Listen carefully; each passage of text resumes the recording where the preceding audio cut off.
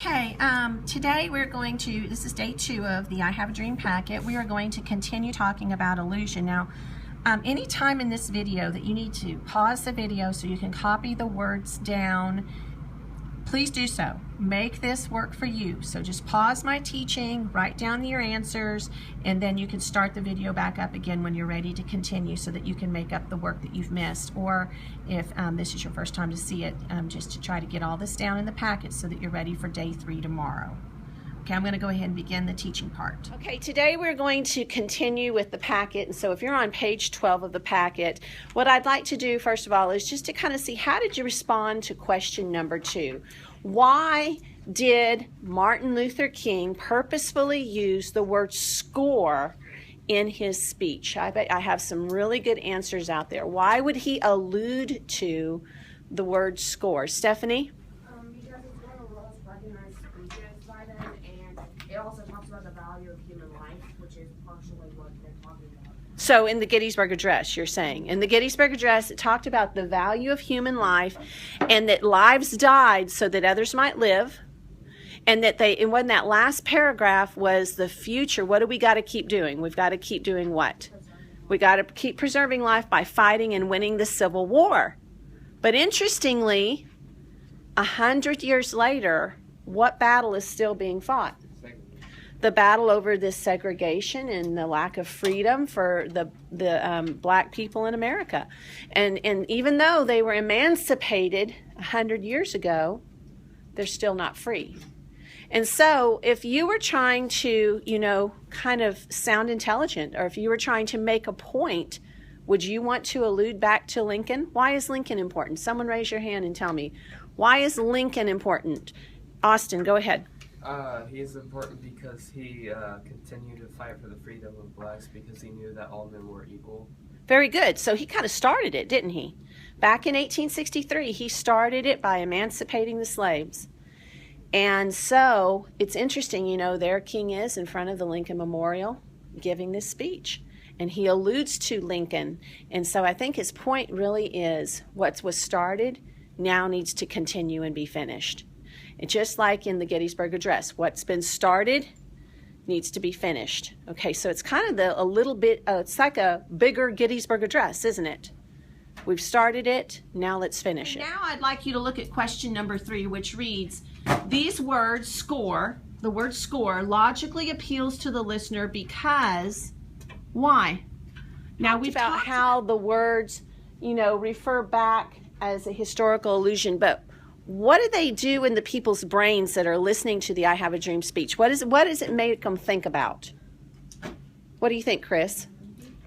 Pardon? Okay, I'm going to give you the answer for number 3, and here it is. These words logically appeal to the listener. It makes sense in their brain. These are facts because they can see that even though it has been 100 whole years since Lincoln encouraged Americans to keep fighting for freedom, they are still having to fight for that freedom. Okay, so they can do the math. It's all logical. And they can see that segregation still exists and that they're not treated as citizens. So it just logically appeals when he uses the word score that 100 years have passed. Okay, use this answer. The next question, number 4, these words emotionally appeal to the listener. How does it touch their hearts? How does this speech, the word score makes us associate Lincoln? How does that touch our hearts? Stephanie, go ahead. Because when Lincoln said his Gettysburg Address, and he was talking about this score, he also talked about how many people died in this war because it was a dedication of a burial ground. Yes. He talked about how many people died for this, and death typically gets people emotional. Very good. And then let's do this. Let's stretch this. In 1963, were there people dying? Yes. Yeah. Just recently, right before this, some freedom fighters had been killed down in Mississippi. What's his name? Oh my gosh. Evers. His last name is Mr. Evers, had just been killed. He was a anti-segregation civil rights activist, and he was just hung in Mississippi right before this. And so you're exactly right. I think you kind of hear the word score, you think of Lincoln, you think of the Gettysburg Address, but you also associate it with the war that's still going on against segregation. Okay, so we've talked about how the words appeal logically, how they appeal emotionally, and now number 5, how do these words appeal ethically to the listeners, okay, to the audience? Now let's remember what ethical means. Ethical means, how does it make the speaker look more believable? Okay, the fact that Martin Luther King uses the word score, how does it make him more believable? Okay, I know Austin's answered a question today. I'm going to call on Mitch. Mitch, what does it do for his credibility that he uses the word score? He alludes to the Gettysburg Address. How does that appeal to him? Well, like, people believe in Lincoln, so it kind of makes them think that he's just quoting Lincoln, so they can look at him too. That's a great answer. Very good answer. Also, it makes them seem educated, doesn't it? Which I'm going to move this over so y'all can see it, okay? So basically, the audience believes in Lincoln as a figure who promoted freedom, so they find King credible for quoting Lincoln's words. They find him to be intelligent and also trustworthy. If he's actually standing in front of Lincoln and quoting Lincoln's words, then he must have some credibility. I need you to turn to page 13, and I want you to kind of just read with me that first portion up there. I have a dream that one day every valley shall be exalted and every hill and mountain shall be made low. The rough places will be made plain and the crooked places will be made straight, and the glory of the Lord shall be revealed and all flesh shall see it together. Now, when Martin Luther King said that portion of his speech, he wasn't saying, quote, in Isaiah it says. Instead, he just weaves Isaiah's words into his own words, so it makes it an illusion. Okay, do you see that? Look at the next one. It came as a joyous daybreak to end the long night of their captivity. He didn't stand there and say, that's actually the line in the speech. He didn't stand up there and say, in Psalms 35, he said, the Lord said, weeping may endure for a night, but joy cometh in the morning. Rather, he kind of weaved those words and those ideas into his own speech. So he's alluding to Scripture. Now, here's the deal. That Dr. King is a minister. So it's only natural that he would have Bible verses in something that he's written, right? Would y'all agree? But he does it really subtly. He kind of just weaves the Scripture into his own words. Okay, so let's talk about this for just a moment. Number 6. Well, wait. Let's back it up. You see this blank part right here? Before analyzing King's purpose in using these allusions, think about the Americans listening to his speech.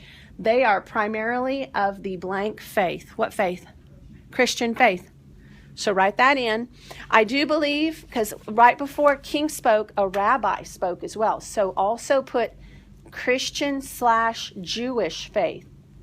Okay, because I think there were a lot of Jewish people in the audience that day who also were supporting King. And so you have the Judeo-Christian crowd out there. Okay, you have a lot of Christians out there. So now let's answer the question. Number 6, King's use of Scripture emotionally appeals to the audience.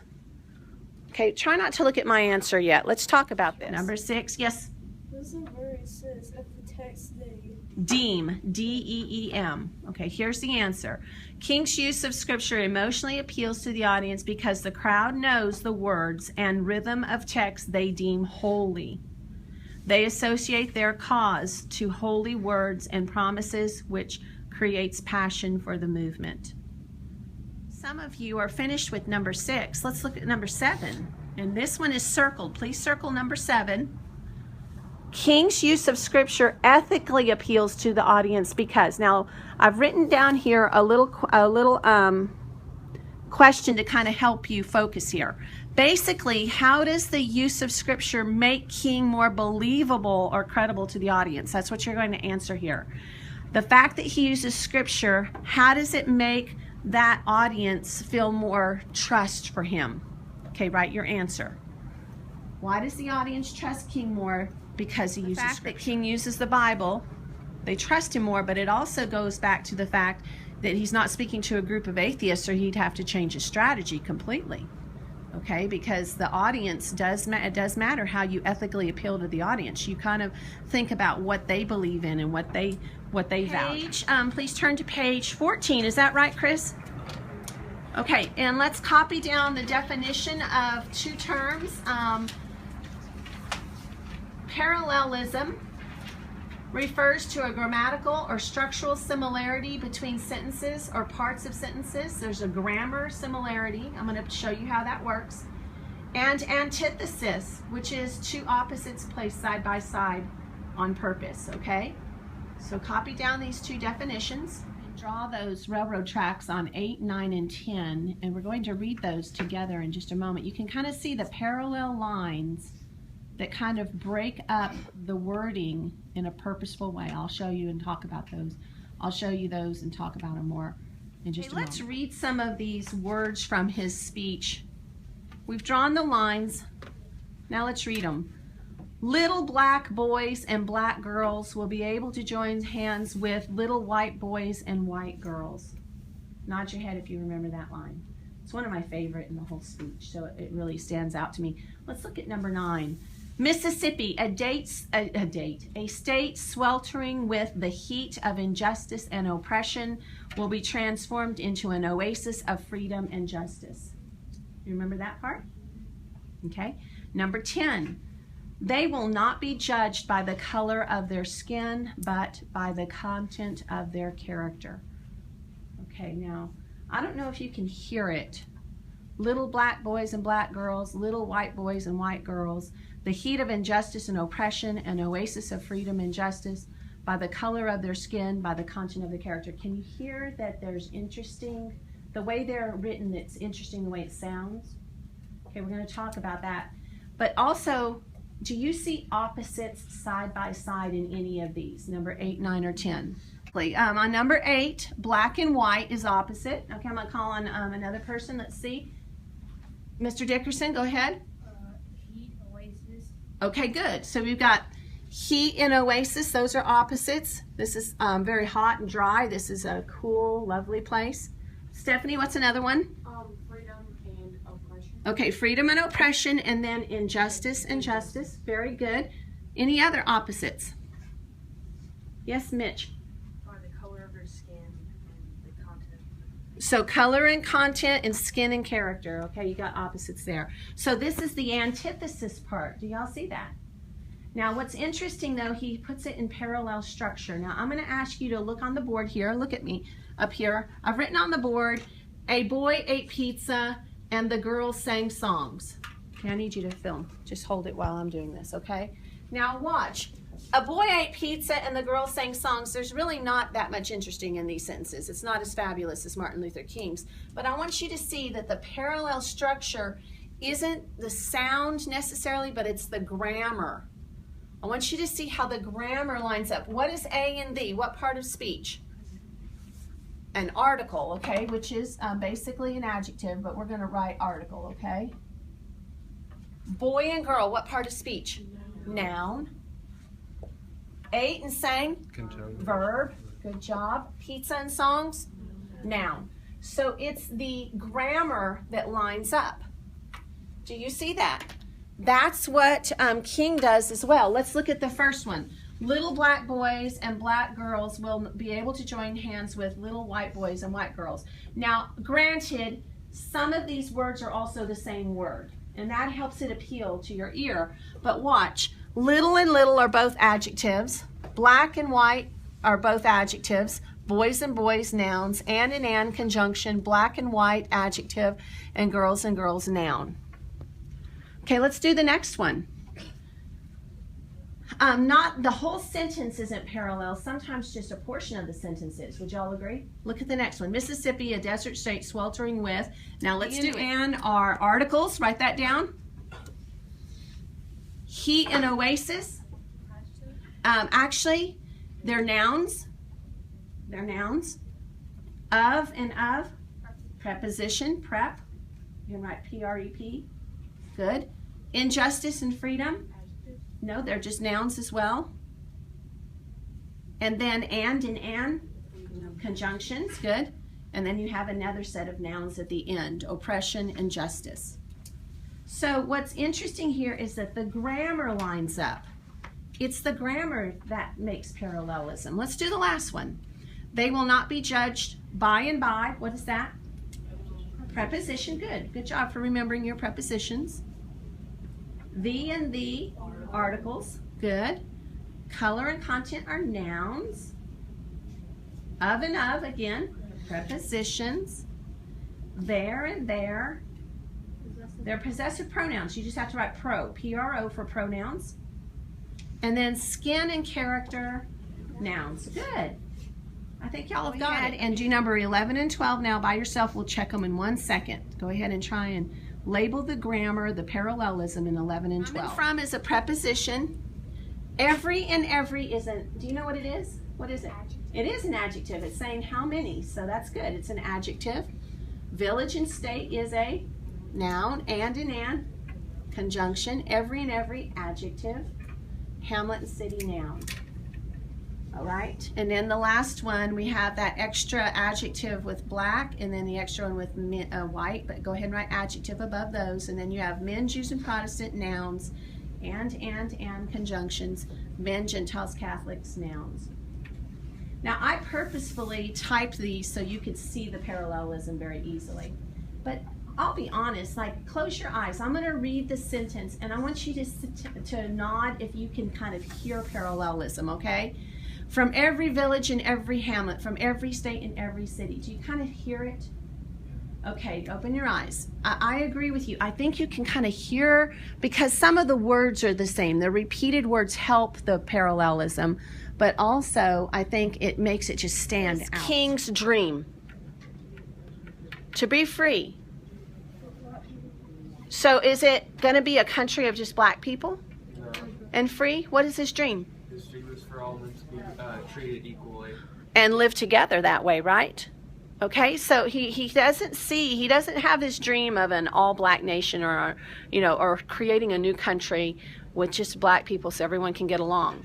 His real dream is that we could all live together in freedom and in harmony. Okay, now let's talk about this for just a moment. Antithesis is opposites together, right? Okay, what's his point in this speech? Write your answer. That is exactly what his point is that he really hopes that opposites could live together in perfect harmony, much like this parallel structure is this perfect harmony.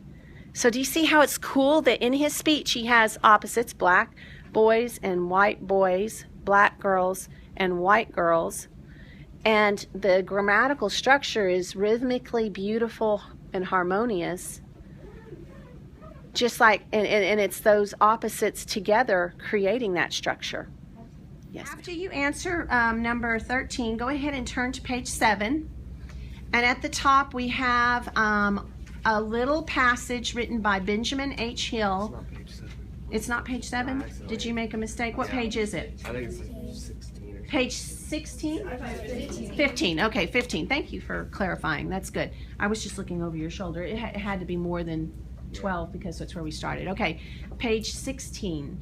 On Robert E. Lee. And so, do y'all remember who Robert E. Lee is? He was a general. He was a general on which side? On the Confederate. On the Confederate side. Now, here's an interesting fact. Even though Robert E. Lee was a losing general in the war, he was highly respected by so many people on both sides of the war. He happened to fight on the southern side because he lived in Virginia and he stayed with his state. I could tell you some more stuff about Robert E. Lee, but that's not what we're going to do right now. Let's read this passage on Robert E. Lee. And I want you to listen to it, and I want you to close your eyes and listen to it, okay? And I want you to nod at me if you can hear some parallelism, okay? Every time you hear parallelism, just start nodding your head, okay? So here I go. I'm going to read it.